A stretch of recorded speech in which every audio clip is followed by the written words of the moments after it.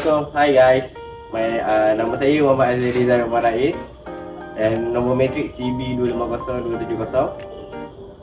Saya Amirul Hakim Ibn Ahmadi, CB250199. Okey, nama saya Muhammad Aziz Hakimi bin Hairusani Zidi. Nombor matrik saya CB250211. Dan nama saya Tuan Ahmad Hakim bin Tuan Ahmad Jeffrey. Nombor matrik CB250221. Nama saya Spencer Jerry Thomas. Nombor matrik CB250198. Okay guys, so hari ni kita ada berada di Rosli Auto, mana ianya merupakan sebuah bengkel kereta yang berada berhatiran dengan UTHM. Okay, so macam yang kita tahu hari ni kita ada projek. So kita nak cari besi-besi stainless steel. So barang apa yang dibuat daripada stainless steel.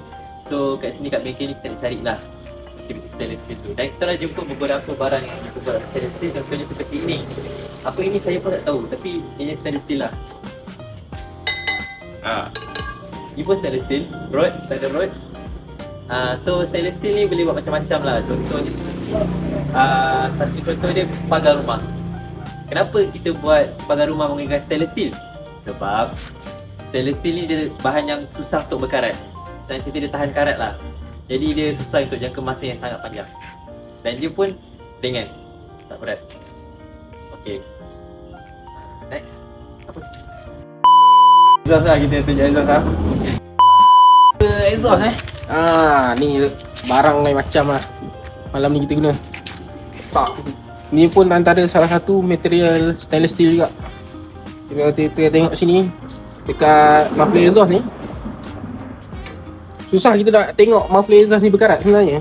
Sebab dia memang stainless steel ni dia tahan karat. Muffler exhaust. Okey, jadi ini adalah pemutar jack kereta. Saya pun tak tahu apa nama dia.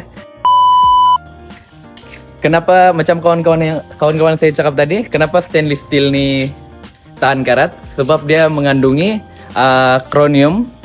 Jadi dia membentuk lapisan pelindungan untuk menghalang pengoksidian. So stainless steel ni dia kuat dan tahan lasak lah. Jadi kalau kita ketuk-ketuk dia sukar untuk kemek. So next. Okey. Kita akan ceritakan tentang kekurangan dan kelebihan stainless steel, okey? So, pertama kita cerita pasal kelebihan dia. Kelebihan dia adalah tidak mudah karat. Lepas tu mudah dijaga. Dan yang ketiga adalah rupa yang moden dan dia lebih tahan panas. So, kekurangan dia pula. Okey. Kekurangan dia, harga dia lebih tinggi daripada besi-besi biasa. Yang kedua, mempunyai cap jari bila kita sentuh stainless steel ni. Dan yang ketiga, ianya mudah cala. Ataupun senang cerita, kalau kita ketuk dia, ada kesan cala tapi tak ada kemek. So, itu adalah kelebihan dan kekurangan dia.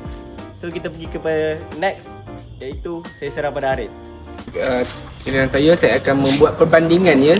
Kita tengok antara dua. Ini adalah stainless steel dan ini adalah besi biasa yang kita biasa. Dan kita dapat tengok kalau dekat stainless steel ni, kalau kita boleh tengok tak ada apa-apa karat sebenarnya. Tapi kerana ia salah satu sifat yang memang susah nak karat. Dan kita tengok pada besi biasa, kita tengok sini. Nampak tak? Banyak gila karat. Ini disebabkan dia keadaan sama saja. Apabila besi ni terkena pada pengudaraan dan juga air akan menjadi karat. Tapi bagi stainless steel ni dia tak akan. Sebab dia bebas daripada pengoksidaan. Dan untuk besi biasa ni, kalau kita boleh tengok sini, dia karat banyak ni disebabkan besi ni dia menerima pengoksidaan yang lebih dan dia akan lebih cepat karat. Dan apabila lama dia akan boleh menjadi rapuh. Ya. Dua ni. So, stainless steel apa-apa dia lebih baik daripada besi lain. Okey, untuk seterusnya kita akan membuat analisis bahan. Jadi kita akan menguji bahan tersebut. Jadi jom. Untuk ujian kali ini kami menggunakan dua bahan. Salah satunya adalah pipe PVC dan kedua adalah kaca. Oke, di sini kami menggunakan garpu sebagai bahan yang diperbuat daripada stainless steel. Oke, untuk ujian yang pertama kami akan menjalankan ujian rintangan haba. Oke, jadi untuk ujian yang pertama ini dilakukan dengan cara memanaskan bahan menggunakan lighter.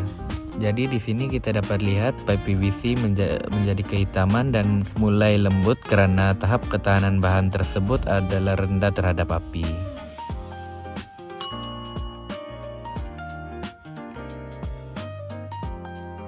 Seterusnya kita pergi kepada stainless steel yaitu garpu. Cara pengujian ini adalah sama dengan memanaskan bahan. Setelah ujian ini dilakukan, kita dapat lihat bahwa garpu tidak bengkok karena takat lebur stainless steel lebih tinggi daripada pipe PVC.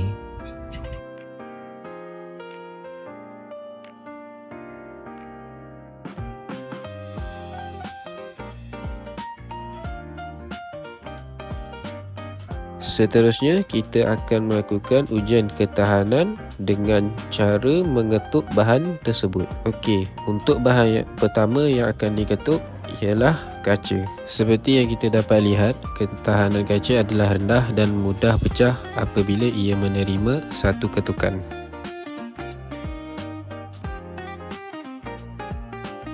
Untuk seterusnya, kita pergi ke bahan yang seterusnya iaitu garpu yang diperbuat daripada stainless steel. Okey, sekarang kita akan mulakan ujian kita dengan mengetuk garpu tersebut.